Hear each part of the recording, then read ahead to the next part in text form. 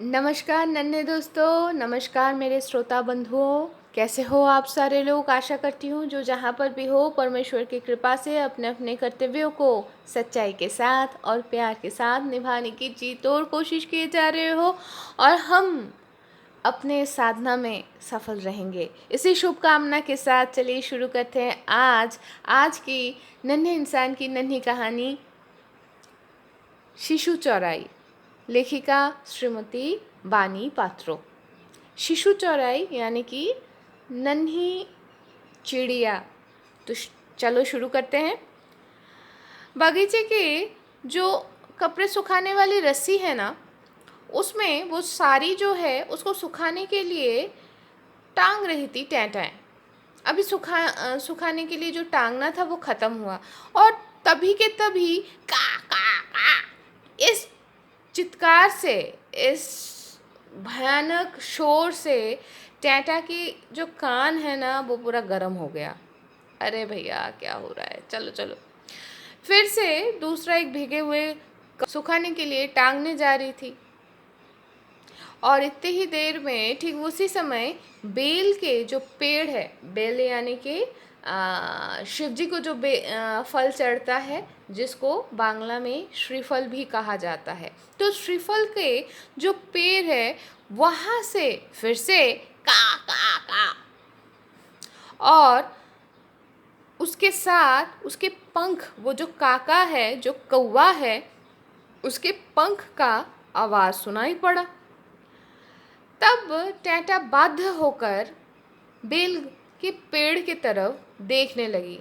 वो देखी कि एक कौवा बेल के पेड़ के ऊपर अपना पंख फड़फड़ा रहा है और ठीक तभी क्या एक चीज़ उसी पेड़ से नीचे गिर गया। टैंटा के हाथ में जितने सारे भीगे कपड़े थे वो जब सारे सुखाने के लिए टांग दिए, तब जाके उस पेड़ के नीचे वो आई और आके देखने लगी कि गिरा क्या था भाई। तो क्या देखती है कि पंख मुड़ा हुआ एक चिड़िया गिरी पड़ी है। ज़रूर ये जो चिड़िया है इसको पकड़ के लाया था उस कौवे ने। ये तो उसका खाना था, वो गिर गया है इसीलिए इतना ज़्यादा चिल्ला रहा था। अब टैंटा खड़े होके सोच रही थी कि करे क्या। ये जो नन्ही सी चिड़िया है इसको अगर यहाँ पर रख के जाएगी तो वो कौवा फिर से आकर इसको लेके खा जाएगा। टैंटा ये भी सोची कि अगर वो नन्ही सी चिड़िया को अपने बरामदे में रख दिया तो तब नहीं कैसे रखेगी। बिल्ली आती है ना, और यहाँ पर एक नहीं कई सारे बिल्लियाँ आती हैं तो वो सारे तो खा जाएंगे इसको। तो कौवे के हाथ से अगर बचा भी लिए टैंटा ने तो फिर तो बिल्ली के मुंह में चली जाएगी ना। तो अब अगर घर के अंदर रख देती है तो उसकी माँ उसको ढूंढ नहीं पाएगी, तब तो वो बिना खान पान के मर जाएगी। तो ये सात सत्तर सोच के टैंटा बगीचे में इधर से उधर भटकने लगी और सोचने लगी। तो फिर उसके दिमाग में आया, अरे ये जो साइकस का जो पेड़ है इसमें तो ये बहुत झाड़ी जैसा बना हुआ है, इसके अंदर ज़रूर बिल्ली घुस नहीं पाएगी और कौवा भी या नेवला भी नहीं जा पाएगा। तो टैंटा ये डिसाइड की कि वो साइकस का जो पेड़ है ना उसके अंदर ही उस नन्ही सी चिड़िया को रख के आएगी। टैंटा पशु हो या पक्षी हो, किसी भी जीव जंतु को वो हाथों से पकड़ नहीं पाती। क्यों? क्योंकि वो लोग इतने नरम होते हैं ना, अहे वो हाथ में लेते ही उसके हाथ में एक अजीब सा एहसास होती है। तब भी टैंटा अपने उस डर के ऊपर विजय प्राप्त की और एक कपड़े से उस छोटी सी चिड़िया को पकड़ के साइकस की वो जो झाड़ी है उसमें रख दिया। लेकिन उस झाड़ी के भी एक साइड में कुछ पत्ते नहीं थे, तो वहाँ से तो बिल्ली घुस सकती है। ये सोच के तब टैंटा सोची अब क्या करें। ऐसी वो सोचती रही तो उसकी नज़रों के सामने उसे दिखा कि एक पुराना वो रंगों का डिब्बा होता है ना, पेंट का डिब्बा, वो उस डिब्बे को ऐसे फिट की उस झाड़ी के बीच में, ताकि वो जो खाली सा जगह था ना झाड़ी में, वो भर जाए और बिल्ली वहाँ से घुस ना पाए। तो ये सारे बंदोबस्त करके टैटा थोड़ी बहुत निश्चिंत हो गई और फिर अपने घर के काम काज में अपना मन लगा ली। बीच बीच में वो उठ के जाए और देख के आए कि भाई वो छोटी सी चिड़िया कर क्या रही है। पहली बार दिखा, दूसरी बार दिखा, तीसरी बार नहीं दिखा, है कहाँ गई कहाँ गई कहाँ गई, ढूंढने लगी और फिर उसको दिखा कि वो नन्ही सी चिड़िया फिर अपने सहूलियत से उसी झाड़ी के अंदर और थोड़ा सा अंदर और एक और थोड़ा सुरक्षित जगह पे वो एकदम चुप होके बैठी हुई है। कैसे? एकदम चुप होके। तो टैटा सोची चलो ठीक है। ऐसे ही काम करती रही पूरे दिन रात, नहीं रात नहीं, पूरे दिन, और शाम ढलने लग गई। तो टैटा के दिमाग में ये चिंता आई, अरे अब मैं कैसे नज़र रखूँगी, रात होने को है।